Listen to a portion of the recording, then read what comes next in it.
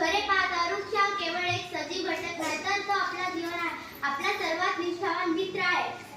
वृक्ष म्हणजे केवळ नाही तर सर्वात मोठे नैसर्गिक शुद्धीकरण यंत्र आहे. आपण श्वास घेतो कारण हे वृक्ष कार्बन डायऑक्साईड शोषून घेतात आणि आपल्याला जगण्यासाठी आवश्यक असलेला प्राणवायू बाहेर टाकतात. ऑक्सिजन जगण्यासाठी किती अनमोल आहे हे आपण सर्वजण जाणतो. यातील ज्वलंत उदाहरण म्हणजे कोरोना कोविड-19. वृक्ष फक्त मानवजातीसाठीच वरदान असे नाही तर पर्यावरणाचे रक्षक आणि आपत्तीचे निवारक आहेत. ते मातीचे धूप थांबवतात, अतिवृष्टी झाल्यास पाणी शोषून घेतात, ग्लोबल वॉर्मिंग कमी करण्यासाठी ते एक नैसर्गिक संरक्षक कवच म्हणून काम करतात. Trees are likewise all teachers. They teach us patience, resilience and the beauty of quiet strength. वृक्ष सहानुभूत शिक्षकांसारखे आहेत. ते आपल्याला संयम, लवचिकता आणि शांत सामर्थ्याचे सौंदर्य शिकवतात. माझ्या प्रिय श्रोत्यांनो, हा मित्र जर आपण गमावला तर आपले भविष्य अंधारात जाईल. निसर्गाने दिलेले सर्वात मोठे वरदान आहे, ज्याला आपण कर्तव्य मानून जपले पाहिजे. जर वृक्षच नसतील तर आपण स्वच्छ हवेचा विचारही करू शकत नाही. आपल्या जीवनातील प्रथम गरज पूर्ण करतात ते म्हणजे वृक्ष. संत तुकाराम महाराज म्हणतात की वृक्ष वल्ले आम्हा सोयरे वनचरे, म्हणजे वृक्ष आपले परम मित्र आणि सगळे सोयरे आहेत. वृक्ष माझा सखा तोच देव जाणा, वृक्ष माझा सखा तोच देव जाणा. परोपकार त्याचा जगी थोर आहे, निरपेक्ष आहे न मागे काय, देत सुद्धा वा फळ आणि छाया, संसाराची त्याचीच असीम माया. वृक्ष माझा सखा तोच देव जाणा, वृक्ष माझा सखा तोच देव जाणा.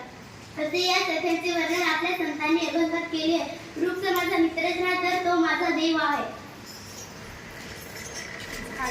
झाड हे केवळ झाड नसतं, ते तुमच्या आयुष्याच्या पुस्तकाचं पहिलं पान असतं. वृक्ष लावा, कारण तुम्ही वृक्ष लावता तेव्हा तुम्ही केवळ रोपटे लावत नाही, तर तुम्ही तुमच्या पुढच्या पिढीसाठी श्वासाची हमी लावत असतात. खरंच जर या सख्याला बोलता आलं असतं तर तो मानवाला नक्कीच म्हणाला असता, माणसा कधी होईल तू माणूस, ज्यावेळी तू निर्भय त्यावेळी झालास तू क्रूर, ज्याच्याशिवाय तू जगू शकत नाही त्यालाच तू नष्ट करायला चालेल. तुला कळत कसं नाही रे?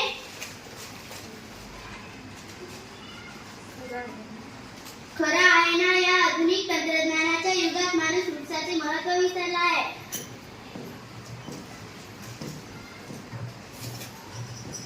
वृक्षाचे असलेले अतुल नातेही तो विसरत चालला आहे आणि यामुळे उन्हाळा पावसाळा हिवाळा हेही ऋतुचक्र बिघडत चालले आहे.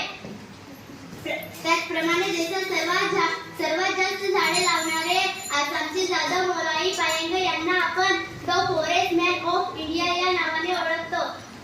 त्यांचा विश्वास आहे नई धरती फिर बनेगी आणि हा विश्वास आपण सर्वांनी मिळून सफल करूया. म्हणूनच मी जाता जाता एकच म्हणेन, जीवन का यह आधार है, जीवन का है ये साथ, जीवन का यह आधार है, जीवन का है ये साथ. इसकी हरियाली में छुपा है सच्चा प्यार, चलो लगाए पेड़, करें इनकी देखभाल. ये वृक्ष ही तो है जो देते हमें बाहर, जो देते हमें बाहर. धन्यवाद. जय हिंद.